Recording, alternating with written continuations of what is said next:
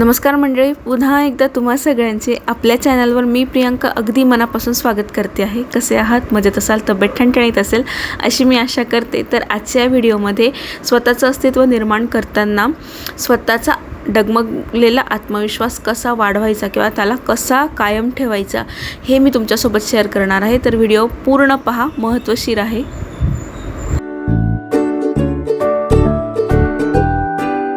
इंट्रोडक्शनवरनं तुमच्या लक्षात आलाच असेल आजचा विषय काय आहे। तर आता फेस टू फेस बोलण्यापेक्षा म्हटलं काम करता करता तुमच्याशी बोलूया, म्हणजे तुम्ही ऐकत ऐकत बोरही नाही होणार त्याच्यामुळे। तर महिनाभरापासून मी जॉब करते आहे आणि आधीच म्हणजे व्हिडिओ आता पोस्ट झाले मागच्या काही दिवसांमध्ये, त्यात मी सांगितलं की स्वतःचं अस्तित्व निर्माण करण्यासाठी बाहेर पडलेली आहे। तर बऱ्याचदा काय होतं ना, आपला जो स्त्रियांचा सेल्फ कॉन्फिडन्स असतो, आत्मविश्वास असतो, तो भरपूरदा डगमगतो। आता मी फक्त बाहेर पडली आहे म्हणून डगमगतो असं नाही म्हणणार, तर हाऊसवाईफ असतानासुद्धा आपला आत्मविश्वास डगमगतो। म्हणून हा जो व्हिडिओ आहे तो हाऊसवाईफ म्हणा किंवा वर्किंग वुमन म्हणा, दोघींसाठी लागू होणार आहे। तर याच्यामध्ये सगळ्यात पहिली गोष्ट असते की आपला जो आत्मविश्वास आहे तो का डगमगतो हे शोधणं। आणि ते शोधल्यानंतर आपण जर कोणाकडनं अपेक्षा ठेवून ते करत असू किंवा स्वतःकडनं खूप जास्त अपेक्षा करत असू ना, तेव्हासुद्धा आपला आत्मविश्वास जो आहे तो डगमगतो किंवा आपण अपेक्षा केल्यानंतर त्या पूर्ण होत नाही स्वतःकडनं, आणि मग तेव्हा आपण आपल्याच नजरेत कमी व्हायला लागतो। म्हणजे की नाही, मला नाही जमू शकत, हे मी नाही करू शकत। स्वतः आपण माझ्यातला मीपणा कमी लेखायला लागतो। मीपणा करणं चांगली गोष्ट नाही, पण स्वतःला कमी लेखणं, येत असेल तरी कमी लेखणं किंवा थोडंसं चुकल्यानंतर कमीपणा वाटणं स्वतःबद्दल, हे सुद्धा आत्मविश्वास डगमगण्याचं एक लक्षण आहे। आणि बऱ्याचदा काय होतं की ते आत्मविश्वास डगमगल्यामुळे आपली चिडचिड होते, नात्यांमध्ये कटुता निर्माण होते, आपल्याबद्दल इतरांचे गैरसमज निर्माण होतात, खूप सारे प्रॉब्लेम्स आहेत जे वाढतात। हे मी बेसिक सांगते आहे कारण व्हिडिओ मला खूप मोठा नाही करायचा आहे। तर याच्यावर उपाय काय आहे ते मी सांगते। मी बेसिक रिझन सांगते आहे, जास्त डीपमध्ये मी नाही सांगत। तर पहिली अशी गोष्ट आहे की जेव्हा म्हणजे मी माझ्यावरनं सांगते, माझ्या ऑब्झर्वेशनवरनं, कारण मला भरपूर जणं स्वतः एक म्हणजे की नाही, तुझ्याकडे पाहून छान वाटतं की तू नेहमी प्रसन्न राहते, खूप गुंतवून ठेवते स्वतःला। तर हो, हे आहे की मला स्वतःला नेहमी गुंतवून ठेवायला आवडतं, पण त्याच्यामागे पण माझ्या मनात एक दुःख असतं, माझा तुटलेला आत्मविश्वास असतो की जो मी स्वतःचा आत्मविश्वास कसा रिपेअर करते किंवा कसा वाढवते।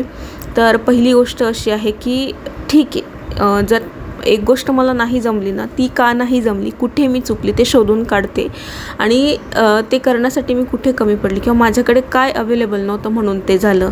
बरं, ते अवेलेबल नव्हतं, मग मी त्याच्या जागी दुसरं ऑप्शन काय ठेवू शकते जे अवेलेबल आहे त्यातनं।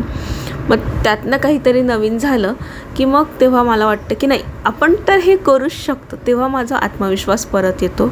दुसरी अजून एक गोष्ट की सतत मला काहीतरी नवीन गोष्टी ट्राय करायला आवडत असतात, त्याच्यामुळे माझा आत्मविश्वास मी कधीच कमी नाही होऊ देत। आणि हो, अजून एक गोष्ट, आत्मविश्वास कमी नाही होऊ देत, पण मी माझा आत्मविश्वास ची जी पातळी आहे ती अति उच्च पण नाही होऊ देत, म्हणजे ओव्हर कॉन्फिडन्सपणा मला नाहीच आवडत। अंथरूण पाहून पाय पसरवते मी।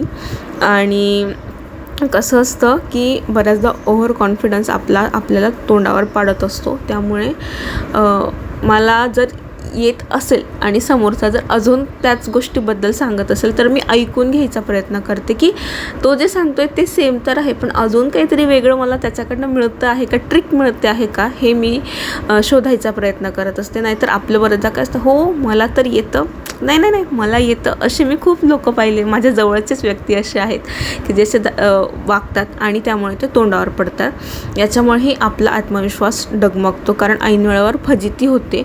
जर आपण समोरच्याचं ऐकून घेतलं असतं, माहीत असलं तरी ऐकून घ्यावं, म्हणजे अजून एखाद्या आपल्याच नॉलेजमध्ये भर पडत असते असं मला वाटतं। सो हे एक रिझन आहे। त्याच्यानंतर जेव्हा तुमचा आत्मविश्वास डगमगल्यामुळे तुमची चिडचिड होत असेल ना, तर तुम्ही काय करा, कामामध्ये गुंतवून ठेवा। हाऊसवाईफ असेल तर घरकामात गुंतवा, वर्किंग वुमन असेल तर घर आणि बाहेरचं कामांचं बॅलन्स करता स्वतःला गुंतवा। आणि गुंतवल्यानंतर जर तुम्हाला असं म्हणजे हे वाटत असेल ना की तरीही माझा आत्मविश्वास परत येत नाही, तर शांत डोक्याने विचार करा, काहीतरी मोटिवेशनल बघा, घरातली कामं करता करता देखील विचार करा.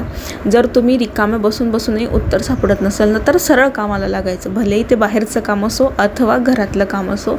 माझं असं आहे की मी खूप चिडचिड करते कधी कधी, म्हणजे मनासारखं नाही झालं माझ्या किंवा मी चुकली तर माझी प्रचंड चिडचिड होते आणि मग त्यामुळे माझ्या आसपासच्या लोकांना पण मी हर्ट करत असते, जी खूप चुकीची गोष्ट आहे. म्हणजे घरातलीच, माझी मुलगी झाली, हजबंड झाले, तर मग मला असं वाटतं की नको, आपण चुकलो आहोत, आपण असं नाही झालं पाहिजे, आपल्या याचा राग आपण इतरांवर नको काढायला.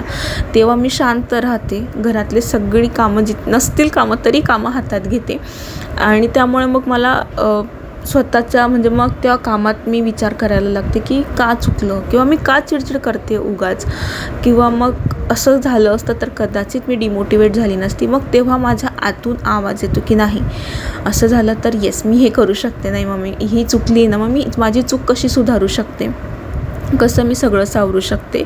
म्हणजेच की मी स्वतःला मोटिवेट करायचा एक प्रयत्न तिथून करत असते. कारण जेव्हा मला असं वाटतं एकांतात आपण स्वतःच्या मनाशी खूप छान गप्पा मारू शकतो, भलेही काम करताना असो, भलेही निवांत बसून असो.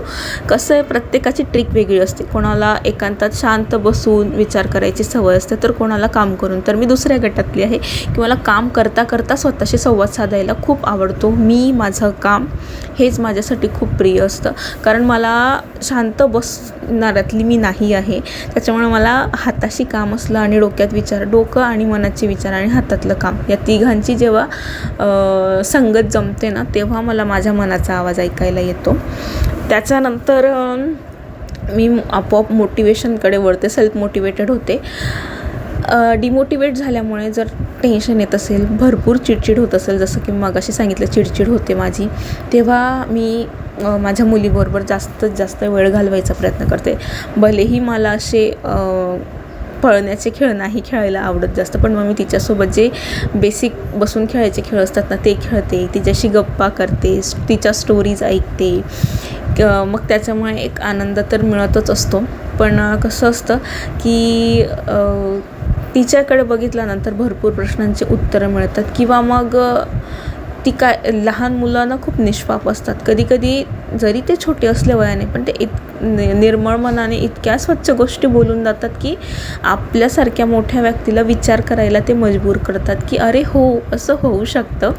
सो घरातल्या लहान मुलांबरोबर तुम्ही वेळ घालवा किंवा तुमच्या आवडत्या व्यक्तीबरोबर घालवा. माझी आवडती व्यक्ती माझी लहान मुलगी आहे, तिच्यासोबत मी माझं सगळं काही शेअर करू शकते, माझं सुख दुःख सगळं. तीसुद्धा माझ्या मोटिवेशनचा एक पार्ट आहे. त्याच्यानंतर मोटिवेशनल व्हिडिओ बघा, पुस्तकं वाचा.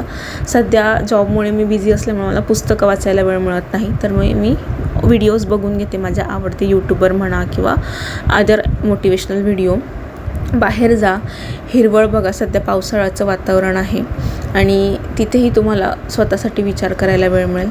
त्याच्यानंतर मेडिटेशन करा. Meditation is the best part of self motivation असं मी म्हणेल, कारण की मेडिटेशनचे खूप सारे फायदे आहे.